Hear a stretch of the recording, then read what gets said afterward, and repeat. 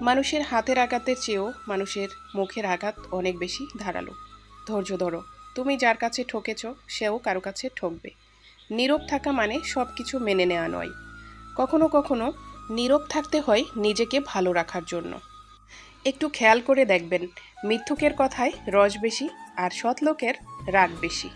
থাকতে যে মূল্য বোঝে না, হারিয়ে গেলেও সে আর খুঁজবেও না। আর যাই হোক, নিজেকে কখনো ভেঙে চুরে অন্যের কাছে প্রকাশ করতে নেই। কেউ অবহেলা করেছে কিনা সেটা বোঝার জন্য কোনো ভাষার প্রয়োজন হয় না, তার ব্যবহারই যথেষ্ট। অতিরিক্ত আশা করাই আমাদের কষ্টের প্রধান কারণ।